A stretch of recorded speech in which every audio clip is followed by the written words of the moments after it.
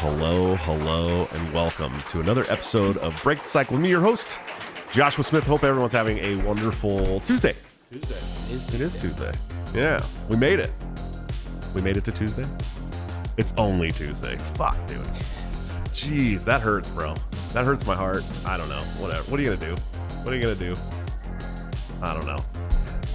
Guys, we got a great show for you tonight. Very, very excited. Sorry about no shows last week. We were going through some shit. I've been dealing with some shit. Sick babies. We got four sick ones right now. And my fiance as well, and me getting over sickness. So if I sound like shit tonight, it's because I've been sick. What do you want from me? I don't know what to tell you guys. Let's check in with our wonderful co-hosts. Of course, they'll be sharing the couch and mic tonight. Mr. AJ Fisher and Mr. Ryan Kurtz. Sir, how are you guys doing today? I'm doing good. How's everybody doing? I hope everyone can hear you guys. Yeah, I hope so too. Let me check. Can I get some yep cocks in the chat? Yep cocks in the chat for this gentleman. He's going to ask you every single time you're here. That's just how it works. If you don't know that, that's too bad for you. What's up, guys? Oh, we got some cool people coming in the chat already. We got David the Young Meacock, Ezra Wyrick. What's going on, guys? Thanks for hanging out with us tonight. We appreciate you. Before we get too far into this, let's check out some sponsors. Of course, we got toplobster.com, the man, the myth, the legend, my good friend and partner on Break Cycle, where you can get this great Read Mises Not Mark shirt that you see me wearing tonight by using BTC at checkout for a 10% discount, or you can join the Patreon, subscribe, star, become a member of the YouTube channel under all of our videos by hitting the join link, where you can get into a private Discord server and get up to 30% off of all of Top's new gear 2 weeks before it goes to the general public. Great deal. If you guys are doing $5 or $10 a month for the show and buying Top Lobster's new gear, you're actually saving money and supporting both of us. It's savage. It's a really good thing to do. Plus, we're working on getting people flown into the studio, which is really important. So any support for the show goes towards that. We appreciate you guys dearly. Also, somebody was emailing me this week asking me about gear for the show. What do we still need? And there is some gear that we need. So I'm going to start putting up a wish list from our Amazon into the description of the videos. And then if you guys want to help us with stuff like some people have emailed and asked about, then you can do that. And as we get stuff, we'll take it off the list so you guys know that it's already bought. So we appreciate that. Thanks for reaching out to me this week, guys. It's definitely important. We're going to need some more gear to start doing the in-person stuff. So we definitely appreciate it. Also, go check out Peace Hawk Coffee. With this small coffee roasting business, Peace Hawk will sell delicious micro batch roasted coffee online while donating at least $1 of every pound sold to worthy foreign aid organizations like Yemen Relief and Reconstruction Foundation, who has expressed support for this project. While their initial focus will be on Yemen Ethiopian coffees, they'll also have some affordable Central American varieties available too. They're great, by the way. We have the Honduran one. It's really good stuff. However, Peace Hawk will always donate at least $1 from every pound sold to worthy foreign aid organizations. When you buy Peace Hawk coffee, you're not only buying great coffee, you have a chance to support the economies of countries struggling against the effects of war, support stellar private aid foundations doing life-saving work abroad, support stateside peace activists like myself, like Mr. Will Hobson, who started this company, and pretty much everyone who's ever been on the show. The name Peace Hawk will be the counter to Warhawk, who is aggressively pro-peace. Who is aggressively pro-war. Sorry. This company will be aggressively pro-peace. Sign up at the email list today at peacehawk.coffee. That will get you guys onto the email list so you know when this stuff goes live, how you can order it, how you can help this great foundation doing wonderful work. So please go do that for me. I'd appreciate you guys. We got, you know what? No streams have been hijacked by hot, sexy Stingles in a while. Yeah, that's true. We haven't gotten spammed with that in a while. We scared them all off. Yeah, fuck them. I don't know what to say about it. Guys, we got great guests for you tonight. I'm very, very excited. Let me unmute. Now that the welcome music is over, we can unmute the desktop audio. When the welcome music's playing, if I have the desktop audio on, it's OBS. We'll just double that shit, and then it echoes to everybody. Love it. Yeah, it sucks real bad. You know what? I do have the HyperX mic already muted, so we don't have to worry about that echo at least. Guys, great show on YouTube called The Lore Lodge. They do really great work around missing people. It's true crime, missing person style. They have even, I believe, once helped find somebody, so we will definitely be talking about that. But we're happy to have our friend, not in the studio, but close enough, Mr. Aidan Mattis. Sir, how are you doing tonight? I'm doing good. I'm in my studio. We're studioing together. We're in studios, okay? You know what I mean? Virtual studio. In studios. Yeah, exactly. I like that. Studio Eskimo.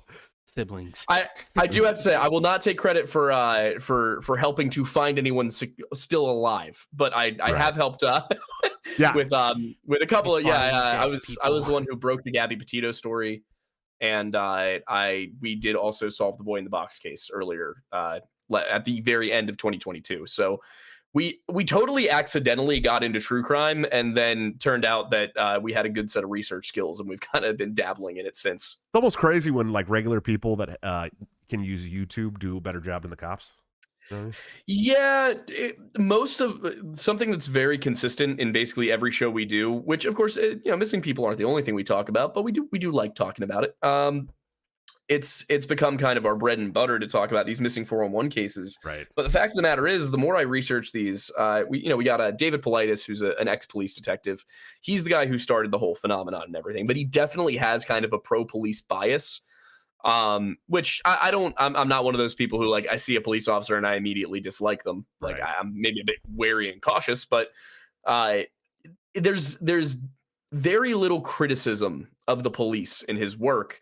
And as we're doing these, probably a third of the cases we come across, had the police been a bit more on the ball, they might have actually been able to figure it out, solve it, not always save somebody's life, but at the very least, get some closure, bring some closure faster. The one that sticks out to me is Charles McCuller, which we just did.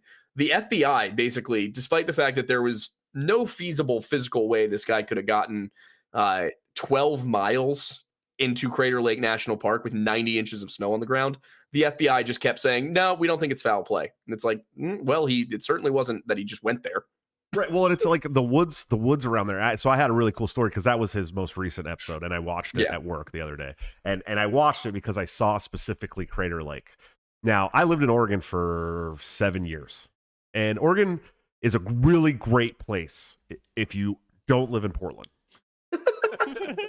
I mean that. Portland, like, I hear that a lot about Washington and Oregon. Yeah, Washington's the same. As long as you don't live in Seattle. Yes, Washington is the same way. Seattle is great to visit. Portland is great to visit. Living in those cities sucks ass. So if I lived in Chaz, does that technically count as not living in Seattle? No, that is actually the heart of Seattle. That's worst. But it's autonomous though. When I lived, they tried something like that in Philly and it did not go well. Yeah, I could imagine that. Philly's the same place where wasn't it Philly or was that Detroit? I can't remember. Black Wall Street got bombed by the American government. No, that was. I wasn't. No, it wasn't Black Wall Street. It was. Oh, that was Tulsa. Yeah, there is but no, in the I want to say it was the 60s or the 80s. There was something else like that in Philly. The Philadelphia police did firebomb an entire neighborhood over alleged gang activity. Maybe that's why I'm getting them confused with Tulsa with the Black Wall Street thing. Yeah. But I remember a story like that in Philadelphia. The cops there are rough, dude. Oh yeah. They don't. Philly's a rough city. Back when I used to work for a nonprofit called Triggered Millennials. I didn't last very long because the CEO was impossible to work with. It was a gun organization. It was a pro-gun company. And we had a guy reach out to us. His name was, I want to say, Demetrius. He had been arrested in Philadelphia on his way back from the shooting range, was completely following the law, had his permit. His gun was, I think, in the console. The ammo was stored away in the glove box. They have to be in separate. One of them has to be locked.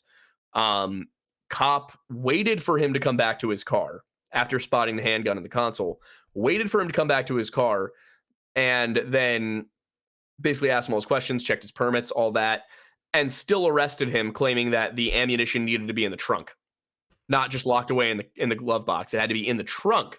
And of course, he's like, "That's not the law. I followed the law to the letter. This is ridiculous." And I don't know where the case is now, but at the time that we talked to the guy, his case had been in limbo for 2 years. He had a active felony charge for 2 years because the DA and the police kept pushing off the case and kept delaying the trial. But that meant he had a pending felony charge. He couldn't get a job. He couldn't own a firearm. He couldn't even buy a car or get a place to live. Like he was stuck completely, all because some random cop decided that, you know what, I'm going to frame this black guy for carrying a gun illegally when he's not doing it. So yeah, I mean, Let me jump in there real quick. Did you say it was in a glove box? Yeah, it was in the glove box, locked up. That's how they got him. That's how they got him. Yep. That is how they got them. But the law in Philadelphia says. Well, I'm not a lawyer. The law in Philadelphia, with a concealed carry permit in Philly, the law says that the ammunition has to be locked separate from the weapon. It does not say in the trunk. Okay. Ooh. And that's why they kept pushing off the case, is they knew. The law here says the driver cannot access both of the items at the same time. So if you have it in your glove box, you can put 80 locks That's not on the it. law. It doesn't matter. That law you changed. can access it. That law ridiculous. That law has changed now. I know. I'm saying it used to be if you could access it from the driver's seat, then they counted them as together. Yeah, that is still the law here with liquor. Of course. That's it. In Iowa, we have constitutional carry now, so you can basically walk into a store, buy a gun, walk out, and put it wherever the fuck you want.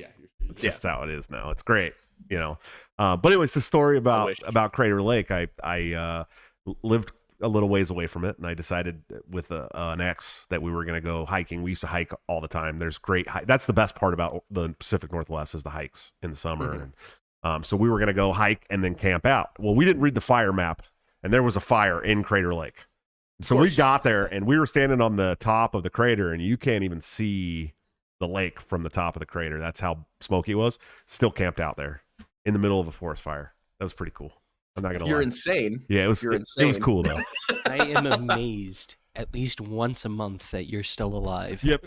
It's funny you say that because I also am amazed at least once a month that I am still alive, and it's really funny because I was one of those people who's like, "There's no way in hell I'm gonna make it to 25 years old." Okay, and we are 20 days away from me making 40. Damn, okay? It's crazy to me. I can't believe I made it to 40 or close at least. You never know. You just janked it. Yeah, when I was in the Navy, I was on the USS Constellation, and the ship hadn't lost a bird in like 20 years or something, 25 years. And the day after they celebrated with we haven't lost a plane, an S-3 Viking went off the side of the deck, dude. Oh, it was hilarious. Yeah, Murphy was crying a tear. Yes, exactly. Got him again. Undefeated. So why don't you tell me about the Lore Lodge, why you guys started, what you do, all that good stuff. Yeah, so the whole thing started based off of a TikTok video. I was I was supposed to be going to grad school. I had worked a job in marketing for about a year, decided it wasn't for me, and I wanted to go back to academia, which is something I don't understand why I thought was a good plan. Thought maybe I could change something from the inside. Decided to go back, get my master's, my PhD in history. And so I quit my job, put in my notice and all that. Was planning to go to Wales, where I could get a medieval studies master's, which is what I got my undergrad in. And I was just sitting there at my desk, nothing going on. Didn't have any work to do because it was almost my last day. I'm sorry, did you just say that you got your master's in medieval studies? I got my undergrad in medieval studies. I was going to get my master's in medieval studies as well. Savage. Fucking awesome. Such a fun degree. It is such a fun degrry. It's so far from politics. There's no politics in the medieval period. It's just nonsense. It's great. There's obviously politics back then, but they don't apply to now very much. I mean, they do, but in really granular, weird ways, like the origins of like capitalism and the guild system and stuff like that. Right. Which is a fun thing to whip out at a party, but not a lot of job prospects, like teaching other people about medieval history or running a Renaissance fair. That's your two options. that was the most common question I got from people was, "Oh, medieval studies, that's such a cool degree. What are you going to do with that?" And I was like, "I don't know. I'm just here. I'm going to enjoy it. That's what I'm gonna do." I was thinking, I had been doing web design freelance for a little while. I was thinking I would probably just end up doing that and do medieval stuff in my free time. But I'm sitting at my desk, doing literally that, medieval stuff in my free time while I worked in digital marketing.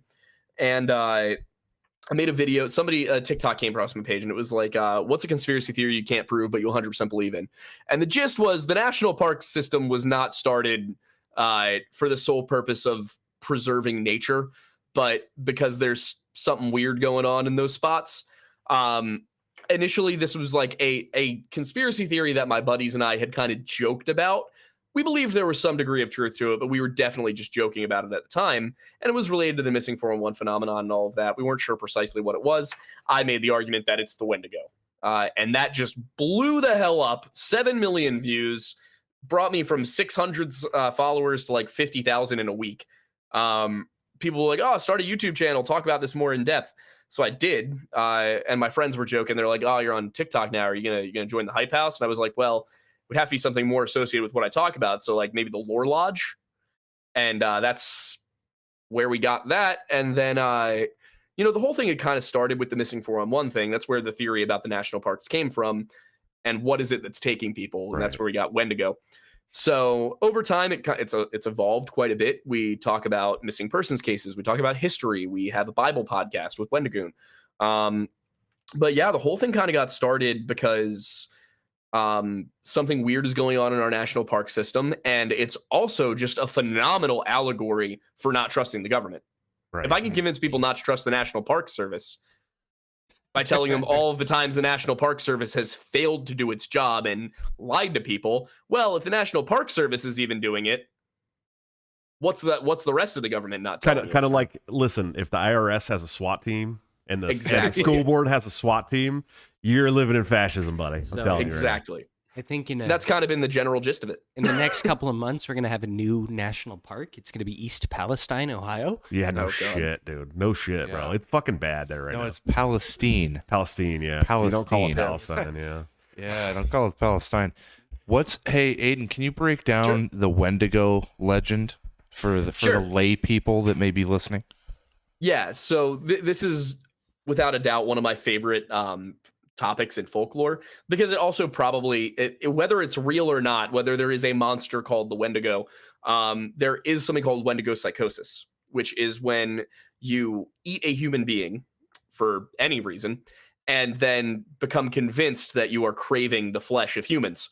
It was believed to be culture bound to the Algonquin people, but that was probably just old-timey scientists and doctors who were kind of racist.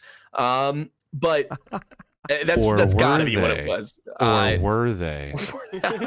But the Algonquin peoples, who it's a language group, mostly in Canada, but it does stretch down into the Chesapeake Bay. So they had a legend of what they called the Wendigo. And anybody watching this might be familiar with it and is like, oh my God, they're saying the word. You're not supposed to do that. That's fake. That is introduced by Europeans. I didn't know that. Yeah. So you're not supposed to talk about it necessarily, but it's not like it's going to summon it right to you. That's not anywhere in it. That was added by Europeans in like the 1900s. But yeah, so the Wendigo itself is either a demonic entity or a transformation that you undergo, where upon eating another human being out of desperation, it's often associated with winter, with the cold, trapped hunting parties, things like that. When you eat that person, you become what's called a Wendigo, and that varies depending on which tribe you're talking to. But in some, it's as simple as a human being who gets superhuman speed and strength, but also is eternally hungry for human flesh, no matter how much of it they eat. That is the base version of it. Either that can happen because of a demonic entity that possesses you and forces you to undergo a transformation, or it's a magical thing that happens because of the creator being or something like that. And these creatures then go on to just prowl the forests, eating human beings.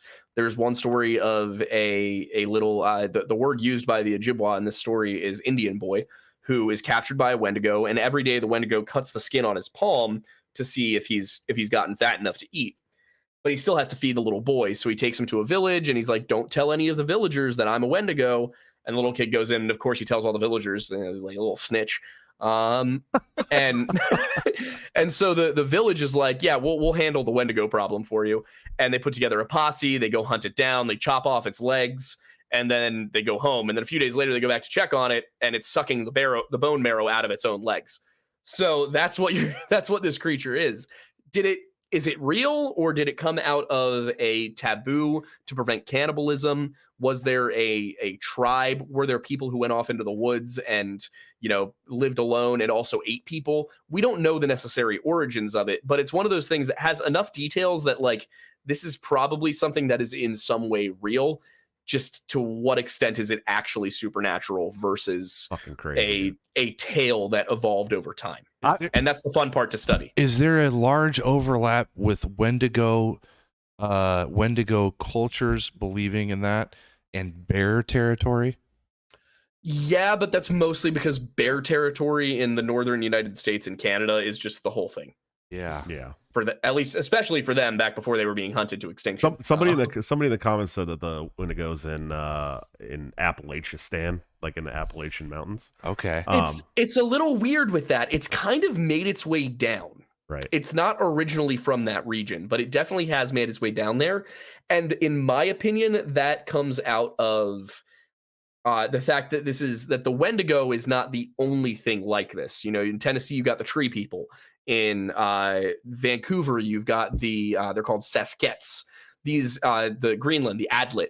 You've got these humanoid creatures that are also cannibals that live off in the forests. And the Native Americans have basically anywhere there's woods and cold weather, the Native Americans have these stories. Yeah. Maybe it was just their way of not having to bitch out about going to somewhere cold. You know what I mean? They're like, no, we can't go there. There's cannibals, dude. Yeah. Listen, at the very least, it's that they were trying to be like, hey, don't do cannibalism. It'll turn you into a monster. Yeah. They were like, hey, listen, we can't go to that place because there's fucking cannibals. Yeah. You know what I mean? Like, we got to stay away from there because there's cannibals. And really, they're like, dude, it's -40 there, bro. We're not going to that fucking place. You know what I mean? Like, no way are we going there. Fuck that. What about, have you ever come across the term Namakush? Namakush. That's actually a new one for me. Oh, okay. Because I think that's around. Yeah, I think that's around this area in Iowa. I want to say like the Tama region. Yeah. They call it the Namakush, and that's their. Namakush I see is a. Well, it's more of a fish. Bigfoot. I used to smoke some Namakush back in my day. Let me tell you guys, back in my day, we were smoking all the Namakush. You know what I mean? What can you tell me more about this Namakush, dude? Yeah, I got orange hairs. It was several years ago when I was looking hairs? into it, but I was looking into like every tribe seems to have their own word or their same, different term for people of the forest. You know, they don't say Bigfoot, they don't say Sasquatch. Yeah. So Namakush, I believe, is like Iowa is named after the Iowa Indians. I don't think it's an Iowa term, but I think it's like a Midwestern tribe term for it. Huh. Do you know how it's spelled? Yeah, I want to say it's like Namakush. Namakush, yeah. C-U-S-H. Or not Namakush K-U-S-H. Like yeah, we weren't smoking that shit if it had a C. Anyway, I'm gonna have to find it somewhere because that's interesting. Yeah, that came up. And you're not wrong. It's the Sasquatch are probably the one that comes to mind the most. It's like these. They're 6'6" to 7 feet tall. They have very broad shoulders and chests. And they live in caves and tunnels under mountains way out in the forest, according to the folklore of the region. This is the Chehalis people. Yeah, it's all fascinating stuff. Yep, that's the exact people it's named for. That's right. And the term Sasquatch does come from Sasquatch. It was a guy named J.W. Burns who was conducting some ethnography studies. Not quite studies, but it was the 1920s. But like he was conducting some ethnography work. And he managed to embed himself within a Coast Salish community in British Columbia. And they told him about their encounters with the Sasquatch. And in some cases, they can even speak human language. So that version, obviously the Sasquatch we have now today is this Bigfoot, hairy ape thing, primate. Their version of it was much more along the lines of a divergent hominid. I like to think that my you guys have seen Talladega Nights where he's like, well, my baby Jesus is up front row watching Leonard Skinner with a pair of golden angel wings like this. So I'm about to do that too, but I'm going to do it about Sasquatch. My Sasquatch, okay? I like to picture my Sasquatch as the same Sasquatch from the movie Harry and the Hendersons. Okay, yes, like I could just feed him. Yeah, like I could just feed him cheeseburgers from McDonald's, and he's gonna like protect me from like the bad hunter man and. Then I'm gonna have to slap him and make him go back in the forest to leave my family because he loves us so much. You know what I mean? Like that's my version of Bigfoot. Mm-hmm. So, what's your version of Bigfoot like there, Ryan? Well, fun fact about Bigfoot: the number of Bigfoot and Sasquatch sightings has dropped dramatically since the invention of glasses. That makes sense. That makes a lot of sense. Say it's bears too. You don't believe, do you? You don't even believe. No, not really. What a fool. Bigfoot is one of those that's really fun because as far as like conspiracy theories go, it's one of the least harmful, and it's also one of the most commonly believed. Yeah. And it's one of the ones that's like, all right, maybe. You know what? I could see it. It's fun for me. For me, I err on the side of Bigfoot's not real in the sense of like the 7 foot tall hairy ape man in all of those videos. But I'm definitely more open to the possibility of like tribes of wild men who were less civilized than the other Native Americans, and for that reason were classified differently. Because in some of these cases, they're like, oh no, the Sasquatch, they're not like us. They're not Indians. They're something else.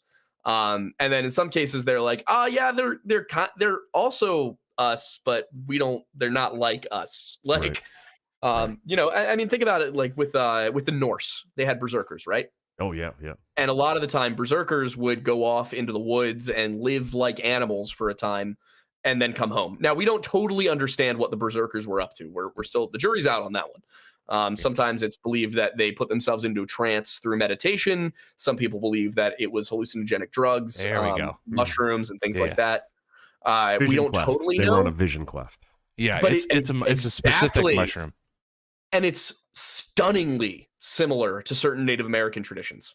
There's also stories from certain the Inuit have the Adlet, and their story about the Adlet involves a woman having children with a dog and sending half the kids are half human, half dog, half of them are dogs, and she sends the dogs off to the east and they become Europeans, and the half men, half dogs she sends off to Canada and they become wild men who live in the woods.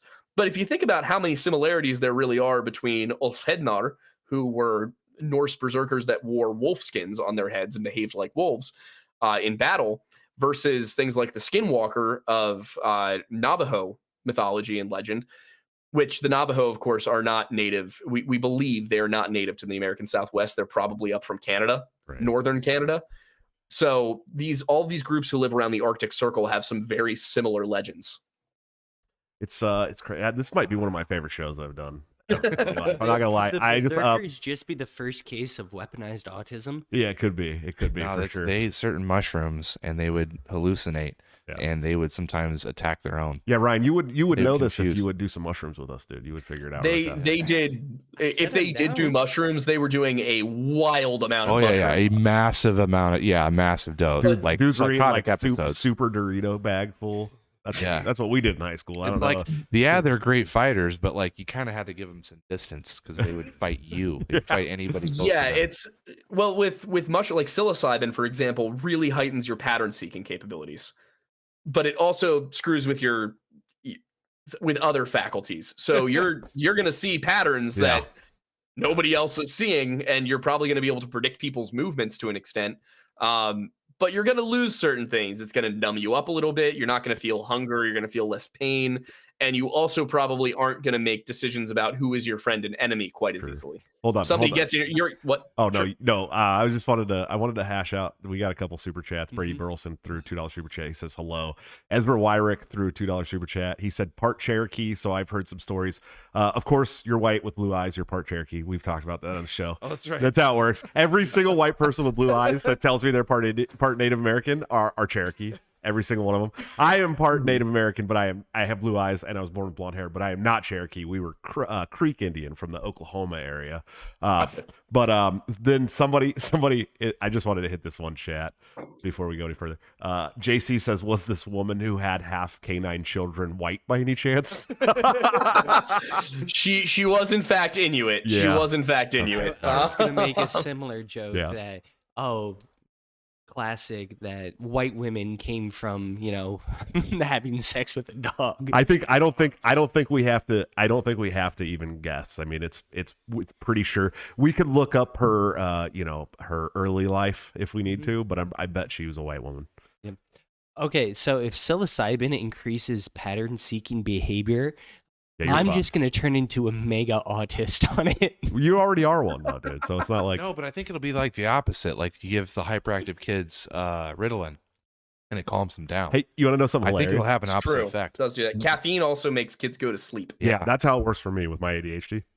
When I'll drink coffee right before bed and go pass out easily. Oh, I don't know how you do that one. It's the ADHD, dude. It's like reverse effect on me. But you guys want to know something funny? Next Tuesday, Toad will be on the show. And we're gonna see who can out autism who between Toad and Ryan. It's gonna be a lot of fun. Yeah, we're gonna see who could do the biggest autism out of the two. It'll be a lot of fun. And we don't have anything against autistic people. We're all autistic, so in our own little ways. I did want to mention, it's because the Cherokee were brought up. They also have something called the white folk called the Cherokee Devil. Their term for it is Tsulkalu, and it's very similar to the Sasquatch and the Tennessee Wild Man and the Tree People, in that it's in this case, these guys are giants. They live off in the mountains, and they're phenomenal hunters. And this Cherokee woman, according to the story, this younger Cherokee woman, she needs a husband. And one day she awakes to a Tsulkalu knocking on her door, and she invites it in. She speaks to it, and she says, "Oh, well, I can only marry a great hunter." And he's like, "Well, I'll bring you all sorts of stuff." And he brings them entire trees and whole deer and things like that. And finally, her mom wants to meet this new man. And so she's like, "Okay, but you can't freak out. He looks a little different." And so, of course, the mom comes out, sees the Tsulkalu, who's a 9-foot tall, hairy giant with slanted eyes and a flat nose, and freaks out. Because, of course, the Tsulkalu runs off into the mountains with the girl. They are married. They have fun. And they go off and live with his people in the mountain, which sounds extremely similar to the Sasquatch of British Columbia, despite the fact that we're talking about 4,000 miles of difference here, 2,000, 3,000. Yeah, so there's stories from all over the Americas of giants, and very, very similar giants, even between vastly different tribes. Nephilim giants. Oh, don't get me started, man. I can go full autist on the Nephilim. Oh my goodness, are you serious? Yes. I've looked into this. Like, have you read really Enoch? Heavily. Have you read Enoch? He just asked. No, I haven't. But you got to read First Enoch. Oh, well, like the Genesis story about the King James mention of the Nephilim, but the Hebrew translation more accurately translates to fallen ones. So it's not necessarily that they were giants. It's essentially that there were two societies at the time: one that were the descendants of Seth, and one that they were the descendants of Cain's. And the Nephilim, the fallen ones, were defectors from the society that were the descendants of Seth that went over to the descendants of Cain and had the children of those defectors with the descendants of Cain. Their children were unusually strong or something, and they were called the fallen ones because of that. That's crazy. That is the tame one. You guys want to hear? Yes. The here we go. Let's do it. The really supernatural one. Yes. That was the correct mainstream Christian theological one.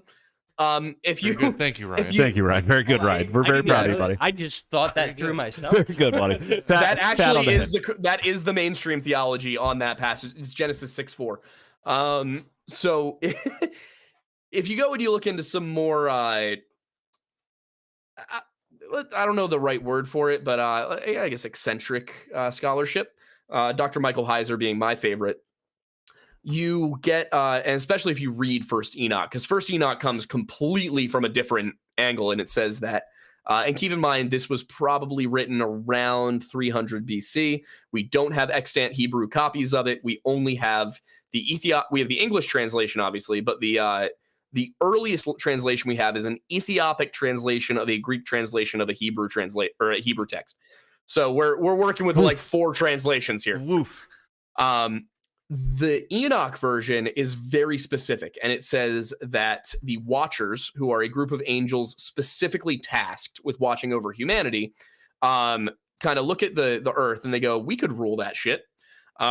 So instead of doing their job of watching over, they make a pact that they will. Any punishment visited upon any one of them will be visited upon all of them. And they're like, God's not going to punish all of us, right? Never challenge the God of the Old Testament. Yeah, that's a terrible idea. Terrible. The God of the New Testament is kind of like, I would like if you were a good person. Old Testament God is like, your entire city is gay. I'm nuking it. Yeah, that is Sodom and Gomorrah. Yeah, exactly. That is the story of Sodom and Gomorrah. Hey, Also, if you look at it, I'm turning you to house. salt. Yeah, it's that kind of thing. But in the Enoch version, how they does it say, compare all right, to we're going to go down, flooding the entire world? You know? Yeah, and this is why he floods the world. Is that this group of 20 angels, led by an angel named Semyaza, they gather all of their lieutenants, so it's a total of 200, and they go down to Mount Hermon, and there they make their pact that they're going to any punishment visit upon any one of them, blah blah blah. And then these angels each start teaching humanity different skills they didn't previously have. For example, the angel Azazel teaches all of humanity how to use metal, how to do metalworking, how to mine, how to use metal for makeup, things like that. And eventually, Michael finds out about all of this nonsense and tells God. And God's like, we're going to need to do something about this, because what's going on, and this is what spurs Michael to do something, is those angels start having children with human women. And that creates these beings called the Nephilim, which in the Ethiopic translation of the Greek translation of the Hebrew, they're 10,000 feet tall. But the thing is, in the Bible, numbers tend to be, unless it's an extraordinarily specific number, like say 713, that you can guess was probably an exact number. If it's something like 10,000, 40,000, something like that, it's just saying it was a big number. So what you get is that these angels have children with humans, and they turn out to be these extraordinarily powerful human beings. They are taller, they are stronger, they are faster, they are smarter. And over time, this is the Enochian version of Genesis, so to speak.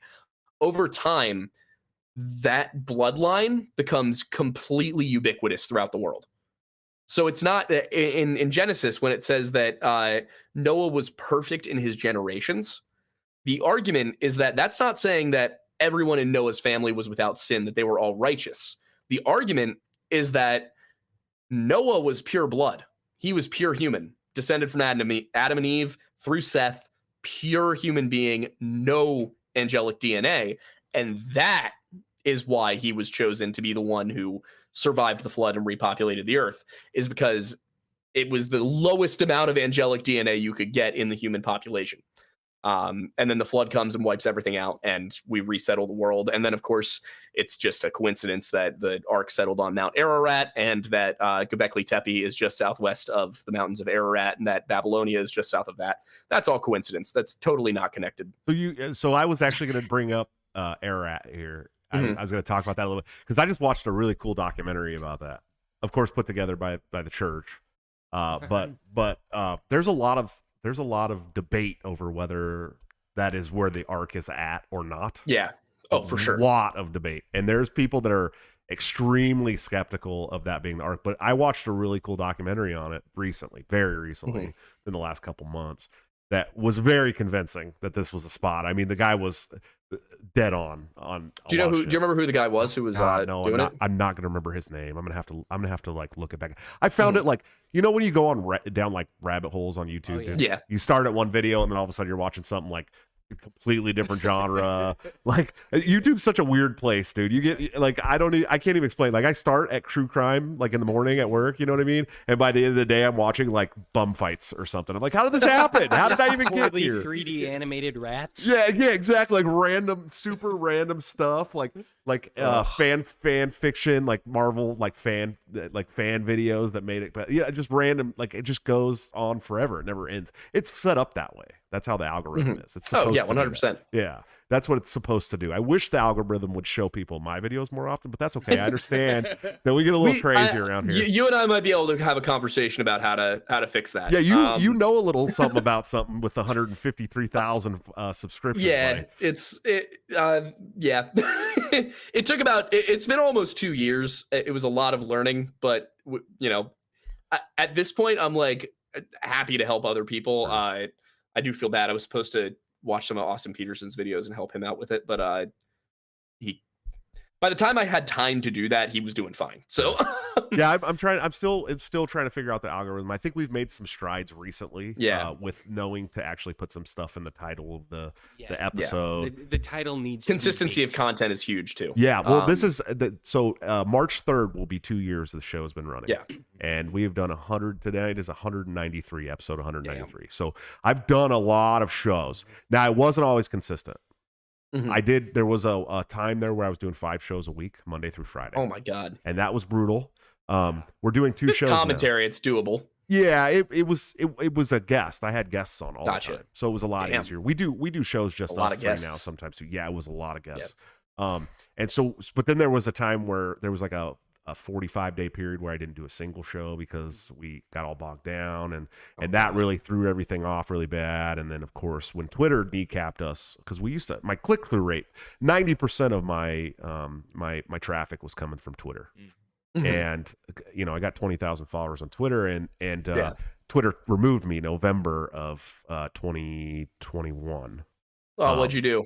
Did you say some conspiracy theory that turned out to be right? Well, yeah, I don't think at this point I've ever actually really talked about a conspiracy that hasn't come true, except for maybe 9/11 hasn't come true, and I'm putting air quotes around that. Yeah. Because let's be honest, we know damn well that the 9/11 there was something else going on. Anyways, I'm so lost on 9/11 because I'm 25, so I remember it happening. I was not like conscious enough at the time. I was like you're younger than I am. Yeah, you're even younger than our resident young guy here who's 27. I was born in 97, so I remember 9/11. I remember the feeling. It just, I don't remember what life was like before it, and I don't know what the political conditions, like I didn't live through, I have the hindsight to look back and be like, all right, I can kind of see what was going on here, but I don't know. It seems like there's a weird little thing where people who are around my age and a few years older, like maybe 93, are pretty traumatized about 9/11, and then people who were a little bit older seem to have their theories about, like, was this a false flag, was the stage, and then people younger than me think it's a joke. Yeah, it's a meme. It's all a meme to them. Which, like, false flag or not, 3,000 people died. Right. Yeah. Well, no, and that's not funny. Well, and 3,000 people died in 9/11, but the result of 9/11 was millions of deaths. Oh yeah. And that's the other thing that a lot of people don't talk about, because I do all the time, because I'm an anti-war activist. Okay, that was what I was first. Now everybody knows there's a little drama going on out there in Twitter land right now because of me. Okay, because I'm so hardcore anti-communist, right? Like to the point of where I refuse to work with communists. Right. Let me explain. I've met some really cool anarcho-communists, dude, right? Like anarcho-communists who are like legit, like came up through Proudhon, read the Bread book, and were like, I just think the state's a bad idea. Okay, I've worked with some of those people. I have. Okay. Most anarcho-communists that I meet are really just fucking Marxists in disguise. Oh yeah. And I will not work with Marxists. I fucking hate Marxists. Okay. And go on. Oh, so this shit's going on today in Twitter, the last couple days in Twitter, because I said we shouldn't ally with Marxists. That's essentially what my argument boiled down with. Is this over the anti-war thing? Yeah, for the anti-war rally. Now let me tell you, I had a 1 hour and 17-minute phone conversation today with Scott Horton. And he changed my perspective a little bit on some things. Okay. Like, I get it. Like, okay, yeah, we do need to get in front of people that don't agree with us on all kinds of shit and try to pass this anti-war message. War is very detrimental to our society. And, but my hang up is, and we're going to talk about this on Thursday, because Scott will be by on the show on Thursday, and I'm sure it's going to go 2.5, 3 hours. So you guys better let your wives know you're going to be gone for a while. Scott likes to fucking talk, dude, more than anybody I know. My gripe is still the People's Party, which was one of the co-sponsors with the Libertarian Party. The head of that organization has credible rape allegations right now. Okay. Yeah. Yeah. They're chock full. They're chock full, dude. The whole organization is chock full of Marxists, like legit Marxists. I don't like Jackson Hinkle. He's a Marxist in disguise as well. And in fact, I like to call him the left version of Milo Yiannopoulos, only he's half as smart and twice as gay. Okay. And I'm not a fan. Milo's not gay at all anymore. I know he's a straight man. He's not now. practicing I'm a gay. big He's not straight man. He's now. not a practicing gay. When I worked for Libertarian Republic, I was on the Milo beat. Yeah, he's a big strong manly man now. Yeah, I don't mind Milo. I've actually enjoyed some of Milo's talks. I think, but he's a shock jock for the right, who's gay, right? And so it's like he's one of those guys that's like, yes, I'm on the right, but I can bring other people over because I'm gay. That's how Jackson Hinkle is for the communist dude. Okay, he's like, I can speak to these right wingers and stuff, but he's a communist. In fact, I'm going to post a picture of him on Thursday when Scott comes on so people can see how much of a fucking dork that guy really is. But we'll save that but so there was I had problems. I had some problems with the event, but I understand. And I shouldn't trash the people that put the event together on my side of things, because there's some really good people there. I'm not going to trash Ron Paul. I don't give a fuck. I love Ron Paul. Yeah. Ron Paul is basically baby Jesus to me. Okay. And I'm very religious. So saying that's heresy. And Ron and Scott Horton's on my libertarian Mount Rushmore, dude. I mean, he's one of my top, if not my top 2, definitely my top 5. Okay. Libertarians of all time. I'm an anti-war guy. I can't not. My friend Will Hobson, who helped kind of organize this thing from the Libertarian Party standpoint, the Mises Caucus standpoint, who put together Peace Hot Coffee. Okay. Great guy, wonderful guy. He actually came over from the left. He was a convert, and now he's a Misesian libertarian, hardcore. Gotcha. So I understand getting in front of those people. There's a super interesting, and I do a lot of getting in front of those people. There's, of course, for completely different reasons, but it's wild if you look at my followers on TikTok. Like, I'll get notifications, and it's like, Dixie Rising 1861 followed you with a lot of those Confederate flag in their profile picture, and then right underneath them in the follower list is like followed by BLM now with the rainbow fist and everything. I'm like, I have somehow mastered apolitical content because I don't agree with either of those people, and yet they're watching my shit. Right. But what I found super interesting is the people who seem to be the most quick to go authoritarian, whether they're on the anarcho-communist or anarcho-capitalist side, whichever of those two like extremes you're on. The people who are the most anti-authoritarian, like the farthest right, burn it all down libertarians, and the collectivize everything, anarcho-communist people are really quick to go full fascist on both sides. Yes, like and whereas the people who are a little bit more like establishment and normal, like obviously they're kind of boring, but like they don't typically go hardcore, authoritarian. And I don't know what it is about that. Maybe it's like the hopelessness of the cause being libertarian black or pilled, like maybe they're like, all right. And this is exactly how the neo-Nazis at Penn State tried to convert me. There was a neo-Nazi organization they fronted as Bull Moose Party, which had originally just been a pro-Trump club. And they took it over and turned it into total white nationalism. And I'm not using these terms lightly. I do not use these terms lightly ever because they're actually serious accusations. These guys were actually white supremacists. They tried to convert me. Their path towards that was, I'm totally with you on all of the freedom and liberty stuff, but the left will never let it happen. We need to unite behind a strong central power, drive them out, and then make everything libertarian. And I knew guys who actually fell for it. I almost fell for it, and then I was like, hang on a second. I don't hate black people. And that kind of pulled me out of it. And now I'm like known for being one of the most staunchly anti-Semitic people, and not anti-racist, but like I've started doing a thing where I just kind of like debunk people's racist points from a historical perspective because they're simply wrong. And that's been going well for me. Nice. Yeah, it's almost like a little something about history, dude. I'm not gonna lie. People just need to have a voice of reason who is within the extremist side of things, so that the jackasses on the authoritarian side of things don't get to them. And I think that's kind of one of the really cool things about YouTube right now is I don't know, I won't out anybody, but there's a lot of creators, a lot of YouTubers, especially in the kind of like unsolved mystery, true crime, conspiracy theory space, who are based as all hell.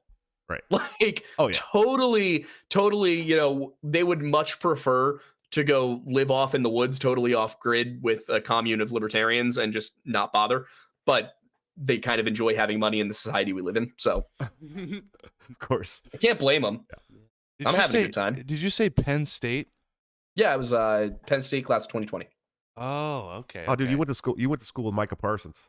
Yeah, I did. He's like one of my. I'm a Cowboys fan, and I'm fucking obsessed. I struggle with Micah because on the one hand, he's from Philly too. He's from Philly. Yeah. He was a classmate, but he's on the Cowboys, the best team in football. Yeah, and I'm not. I can't. Rooting for the Eagles in the playoffs. I know. I'm sitting here. I'm like, oh, that's not going to settle well with the Cowboys fans. Yeah, Micah, like come on. Your rookie contract's up in 2 years. Come on over to Philly. Come home. He's always been a Dallas Cowboys fan his whole life. That's a lot of people don't understand he'll that. Come home. He'll come home. He literally said he's going to retire with a star on his helmet. He's already said that. The Cowboys are going to pay him $800 million. Yeah, we're going to pay him big, dude. We have a Fletcher Cox opening coming soon. Yeah. That's I could see that. You think Micah Parsons doesn't want to be on the same D line as Brandon Graham and Hassan Reddick? Yeah, I'm sure he's not going to. Pretty good for his career. I love you guys. Pretty good for his career. I love you. I hate the Eagles, but I love you, and I got to tell you that he's not going. He's not. That's what you think. I follow him on Twitter. Jones will not let him know he's too popular. I follow him on Twitter, and he has said repeatedly that he will retire with the star on his helmet. He's going to be there, and he's not giving his girlfriend a ring until he gets a Super Bowl ring. He said that too. Oh God, she's going to be waiting a long time. I did see that. Yeah, the Cowboys. That's what you say. The Cowboys have not won a Super Bowl in my lifetime. Oof. I think they won the year I was born. 1996. No, okay, I was 95. But... You were born in 95? Yeah. So listen, they won the 2 years before you were born and the 1 year after you were born, and that's the last time they've won. They won 92, 93. And the Vikings say 1993, you're welcome for that. and then again in 96, and we have not been back to a Super Bowl since 1996. There was a really funny meme. Jalen Hurts was born, grew up, played in high school, went to college, played in college, won the Heisman, and got drafted as Carson Wentz's backup. Right. Became the Eagles starter and got to the Super Bowl before the Dallas Cowboys got back. Yep. Yeah, he's young. I mean, all these guys playing right now that are rookies for the last 5 years were not alive the last time the Cowboys won a Super Bowl. Yeah. But it's starting to get weird, though, how many football players are younger than me. I don't like it at all. It makes me deeply uncomfortable. Wait till you're 40, dude. Weird. Oh, I'm sure. Wait till you're Tom Brady's age, bro. Like, good God. Like, I'm at the point in my life where it's like the running back fall off happens, and I'm like, oh, I'm the size of a smaller end player. I was in high school. That's weird to me. Like, oh, this is when you're falling off. Jesus Christ. Yep. I'm 40 now, and I was in high school when Tom Brady was a rookie in football. Yeah, and he just retired this year. Yeah. Think about how fucking crazy that is. Listen, I played football into my 30s, dude. I played my last season of semi-pro football at 30. I was either 33 or 34 years old. Okay, so just 7 years ago. And it was so brutal on my body at 33 years old, dude. I could not imagine doing it right now at 40. And there are times where I wake up in the morning and I'm like, I feel good today. You know what? Maybe there's a semi-pro team here I can go try out for. It'd get me back in shape pretty quick. You know what I mean? The USFL. Yeah, no shit. Yeah, I could be like a defensive coordinator or something. There's Blaze too, Des Moines Blaze. Yeah, you guys have a semi-pro team here. There's a couple, because I met a girl at a bar that don't you guys have arena football here too? Yeah, we have the Barnstormers. Yeah, we have that. That's what the Barnstormers. Yeah, Kurt Warner played for the Barnstormers. Yeah, see, I if I had a chance to try out for that, I would actually get in shape and go try out for that. Just because, for one, they get paid. I never got paid for football ever, not in my entire life. I played all that time for free. Okay. And it was just so much fun to me. I don't know, but yeah, Micah. I always say Micah. Micah will retire a Cowboy. I'm sorry for your luck, buddy. Hey, so we'll see. What's some of your very favorite lore out there? What's some that we haven't talked about tonight? I mean, we've already touched on probably two of my favorites with the Wendigo and the Nephilim thing. Right now, I've been digging deeper into the Irish folklore with their pantheon of like gods and goddesses, which is a struggle. It's one of those things. It's fun because it's a mystery. We don't really know. We have a better handle on continental Celtic mythology, some on British Celtic mythology. Irish is almost a complete mystery. Basically, everything we have from it comes to us through Christian writers, and really no earlier than the 8th century. So the thing about the Irish is they did not have a writing system. They had a language, but they did not have a writing system. They did have something called Ogham, which we believe may have come from a system of hand symbols, because the way it works is that you have a vertical line and then up to 5 horizontal or diagonal lines that go with it. And those each form the different, I think they form words, not phonemes. So we don't really know anything about Irish mythology from the Irish themselves. We know it through Christian writers in the 8th, 9th, 10th, 11th, and 12th centuries who wrote down all of that mythology, but then they had to Christianize it. So, for example, the Leva Gaval and Aidan, which is the Book of the Takings of Ireland, discusses 6 invasions into Ireland. It's the people of Caser, the people of Partholon, Nemid, the Fir Bolg, the Tuatha De Danann, and the Milesians. The Milesians being the actual Gaels themselves. And they come in from Spain, because Milesia probably comes from Mil Hispania, Milites Hispania, which is the Roman soldiers in Spain. We don't know particularly when they came over at all. There's kind of a gap. It's probably around 500 BC. But all we know about these Tuatha De Danann is that they are referred to by the Christian writers as fallen angels. But they are also cognate. Some of them are cognate with continental Celtic gods and goddesses. The cool part is where they live, because the story goes that the Gaels, when they got there, encountered these beings who were more than human, and they fought them. And it came to a bit of a stalemate, and they agreed the Gaels would take the overworld, Ireland, and the Tuatha De would take the otherworld. Now, the otherworld can be accessed 2 ways. One of those ways is through these things called Seed, which are fairy mounds, is what the word means, and you can find them scattered throughout the Irish hillsides. They're like little rock formations that you can go inside of. And the idea was that you could go inside and get to the other world where the Tuatha De lived. You could also sail across the Western Sea to get to the other world, which I find interesting considering what is west of Ireland. And the fact that there were other people who lived to the west of Ireland, right, than being Native Americans. We don't know when these stories would have occurred. That's part of the problem, is they're first written down at all, I think, in the 9th century by Nennius, who is a Brythonic monk, so he's from Britain.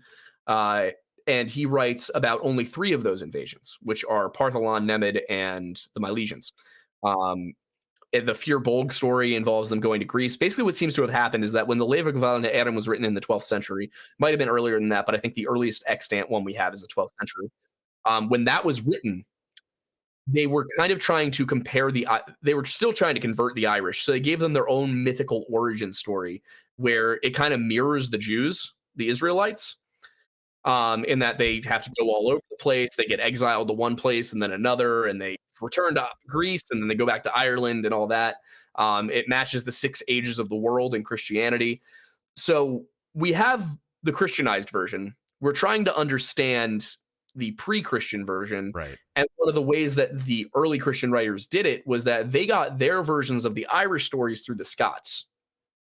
So just it's really cool mythology on its own, but the mystery of it and feeling like every time you dig through a text and come up with something new that you didn't really connect before is so exciting. And I know I sound like such a huge nerd, but like I love this stuff. And then when you look at all of the similarities, the comparative cultural anthropology that could be done here, it really all comes down to like, it feels like we're missing a chapter, It feels like something happened and we don't know about it.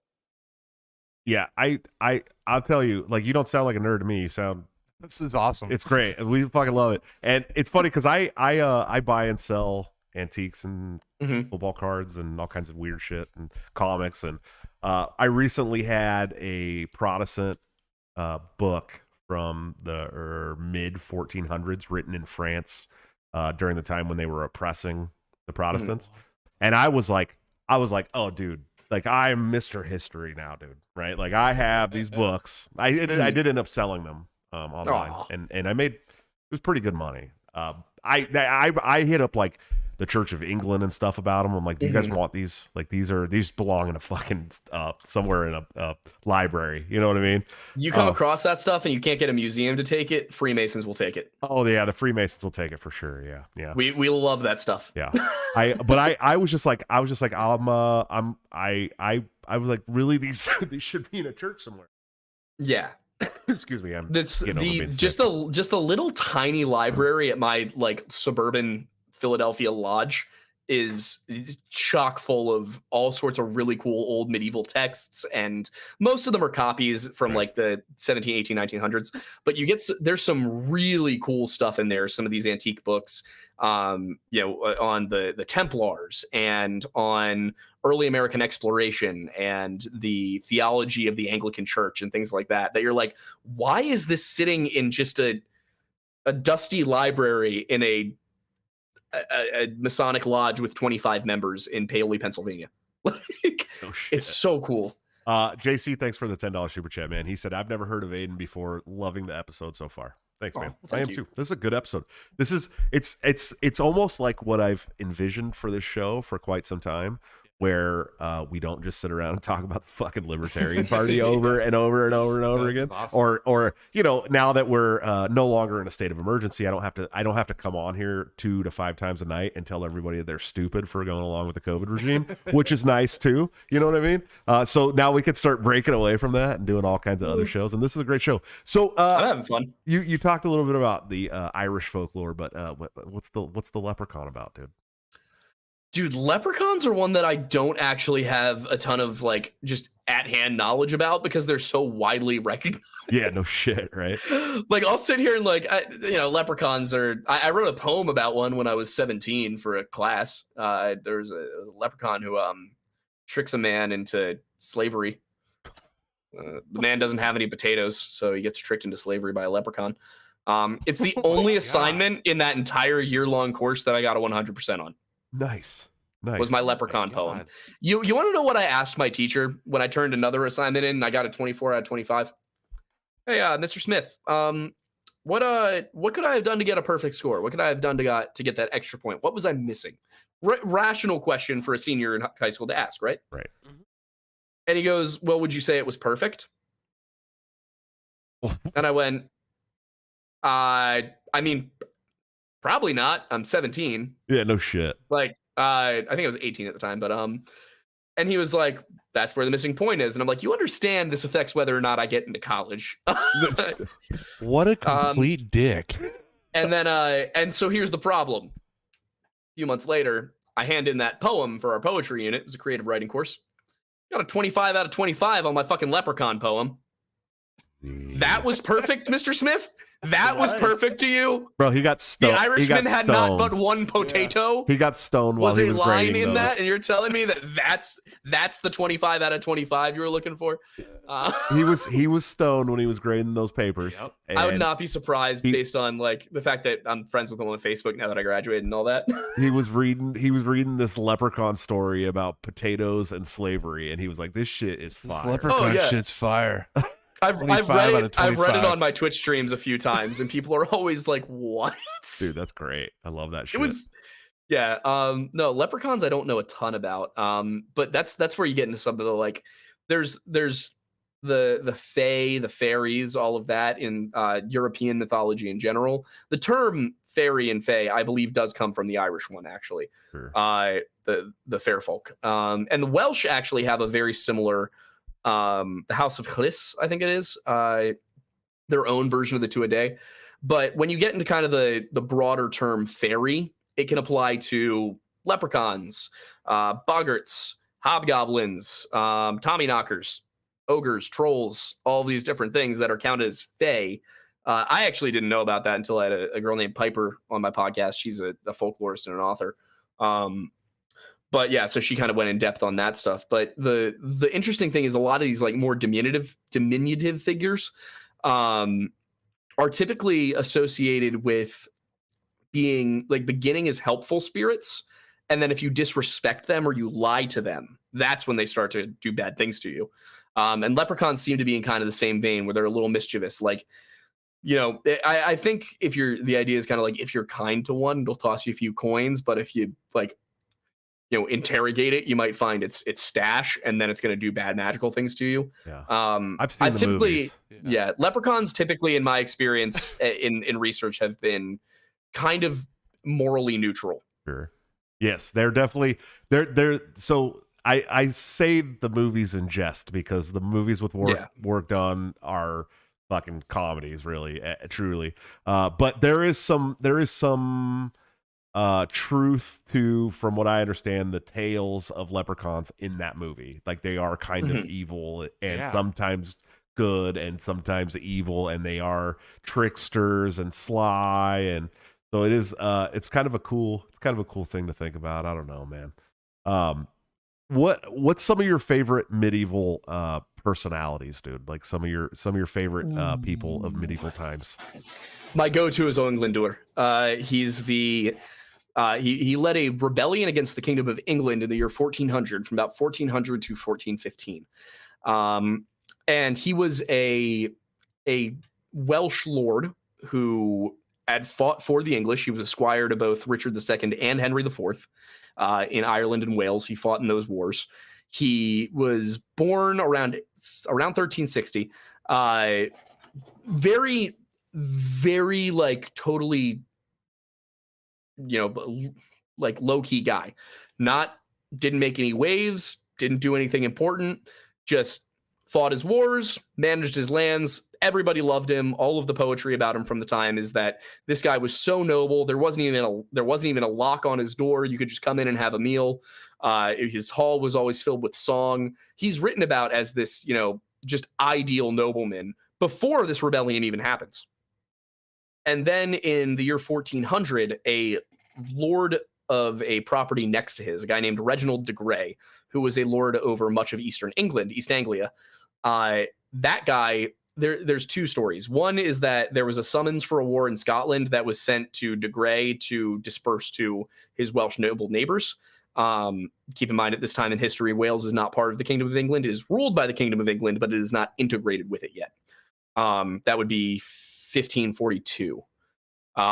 So basically the summons is sent, and de Grey wants Owen's lands, so he doesn't give him the summons, which makes Owen an outlaw because Owen didn't show up. The other story is that de Grey started levying taxes on Owen's lands. Owen went to the courts and said, hey, can you fix this? And the courts basically told him to shove it. So what he does is he meets with some of his cousins, his siblings, some other Welsh nobles who he trusts. They're like, what should we do about this? And they decide, you know what? We're not getting any justice from the crown. Wales as a kingdom, as a nation, is faltering and going to disappear. It's going to be subsumed by England. Let's go fuck shit up. So they go over to, on September 18th, I want to say, 1400, they go to Ruthin, which is de Grey's territory, and they just burn all of his farms, all the homes, everything. And keep in mind, on the English lands, it was typically English transplants who lived there within Wales. So they do that. And then they proceed to go and do the same thing to another 5 towns in Wales over the course of the next 6 days. Wow. They burned 6 towns in 6 days. They then proceed to lose a major battle to the English at Shropshire. And then they retreat into the mountains. This Welsh historian of the time, Adam of Usk, says, and Owen retreated into the mountains defeated with no more than 7 men.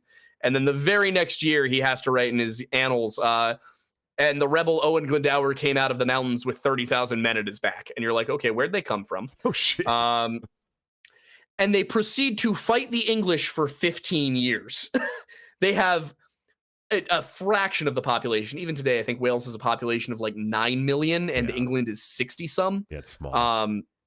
Yeah, it's wild. So this guy, basically for no reason other than fuck you, just led a rebellion. He didn't want to be king at any point. That was never the plan. But he did form something called the Tripartite Indenture. And what that was an alliance between the Earl of Northumberland, the Earl of Hereford, and himself, Prince of Wales. And the deal was that if they won, if they defeated Henry IV, and if Richard II was actually not still alive and was in fact dead, then what would happen was Owen would take all of Wales as well as a strip of central England.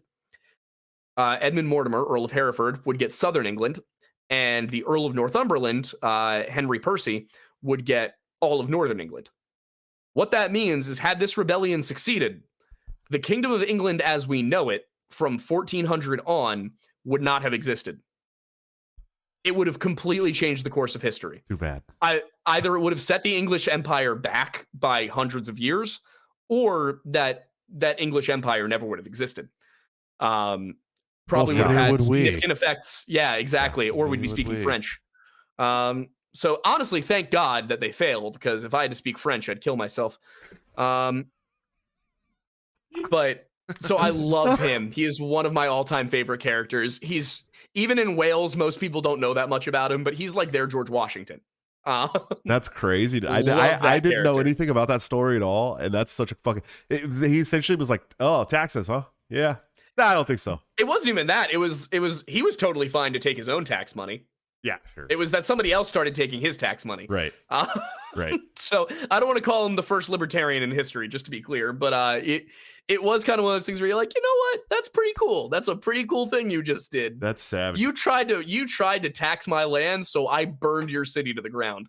Just so everybody knows, there's not a single French DNA point in my entire family history. There's zero French whatsoever. We are they're Scottish. So that's probably what I would be. I would probably have a Scottish accent at this point. So somebody in the chat also just said, would have changed history had Hardrada not been caught off guard too. Harold Hardrada is my other favorite historical figure. Let's talk about it. This guy at the age of 15 is wounded in a battle. I believe his older brother was Saint Olaf. He's wounded in battle fighting for his brother, who's King of Norway. His brother dies. He's spirited away to some farm, gets well enough to travel, and some of his brother's, loyal men, some of the household guard, end up getting him to Kiev, where he is raised for the rest of his young adult life at the court of Yaroslav, Prince Yaroslav of Kiev and Rus. Then he falls in love with Yaroslav's daughter, Elizabeth. Yaroslav says, you can't marry Elizabeth. You have no holdings. You have no money. You have nothing at all. I'm sorry. I like you, but like you don't offer my house anything. So he's like, okay, I'm going to go get rich. Based.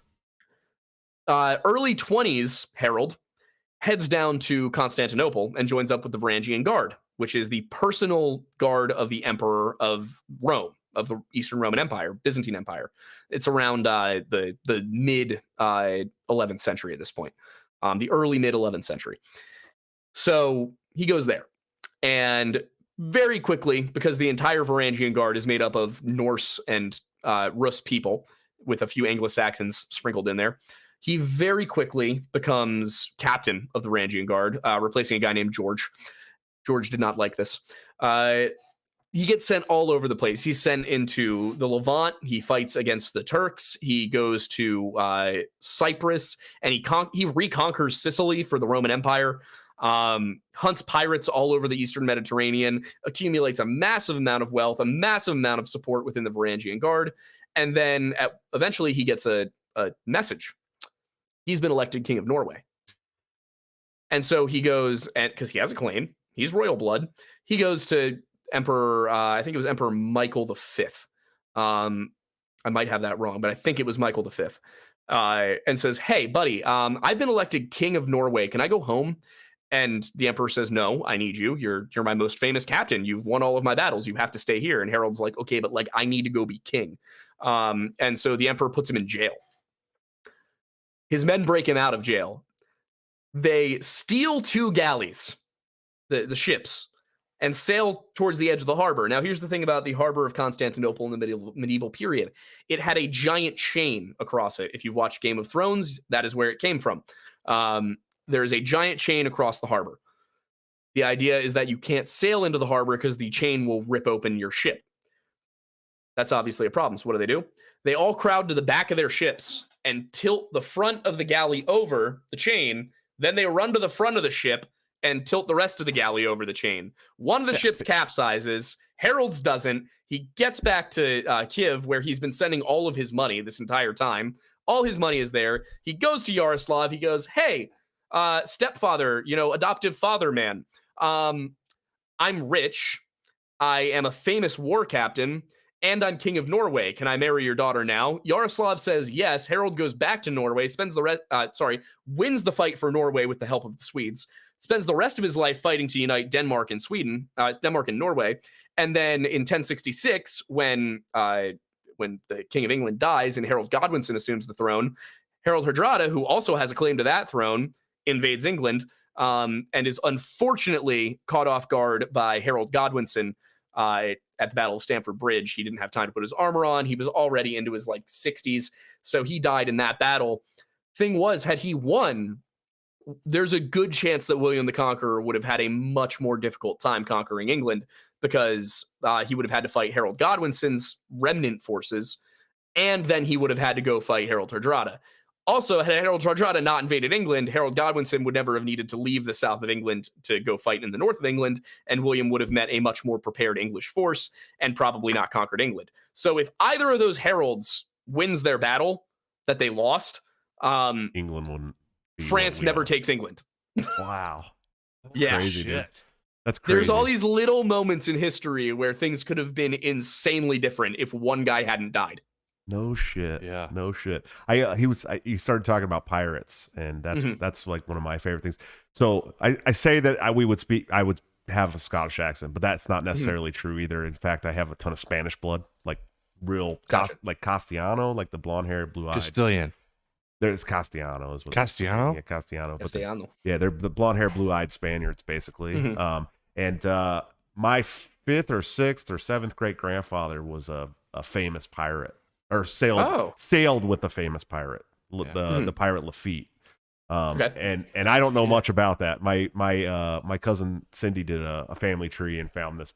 We're descendant of pirates, also descendants of Scottish royalty of some sort well. So it's weird. It's a weird mix on my mom's side, and then my dad's side is I could have been speaking Hebrew because my dad's side, right? Because they're Israeli. So who knows what language I'd be speaking, but definitely not French. I know that much for sure. It's funny you mentioned the blonde-haired, blue-eyed Spaniards, because that's all the migration period. That's the Visigoths. You got Visigoth in you. Yes, that was the word I was looking. Yep. Yeah, absolutely. And I tell people, I'm part Creek Indian on my mom's side too, and so we are the rapists and the rapey. Unfortunately, we were both. And unfortunately, and I like to tell people that Spaniards and I'm basically Mexican, right? Spanish and Native American. Basically, I'm a Mexican. Yeah. Do Mexican people know that they're mostly Spanish? I don't know if they do. Are they even mostly Spanish? Well, I thought it was a pretty solid mix at this point. They're more native. Well, they're people of color. We call them they're lumped in with people of color. Not to the American people of color. That's because they're mixed race. Yeah, the people. Listen, all the middle class to lower middle upper class.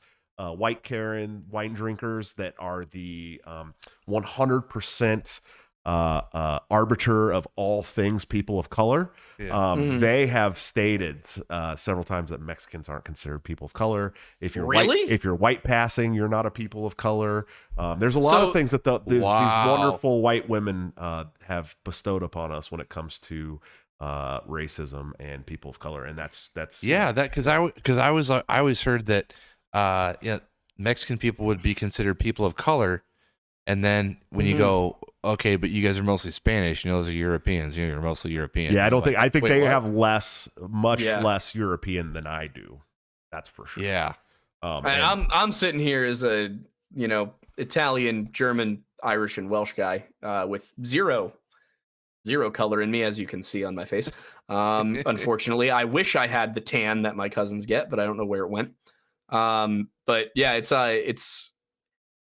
it's really interesting how the people who seem the most concerned with race are the anti-racist, like white wine mom class. It's the same lady. Listen, the people most affected by racism in America, the most offended about racial issues, are the same women that grab their purse a little tighter when they see a black guy. Oh, 100%. Yeah. Meanwhile, I grew up in Oakland, watching all of my friends tell racist jokes to each other, and they all have the most diverse friend groups I've ever seen, and no one's scared when they see a black guy. No black guy's scared when they see a white guy. They're like, "Oh, what up, homie?" You know what I mean? And so, like, it's always the racism thing's always just been funny to me. Well, I'm half Dane, so whenever somebody's, whenever the conversation comes up, I just go, "We just got here. We have nothing to do with any of this."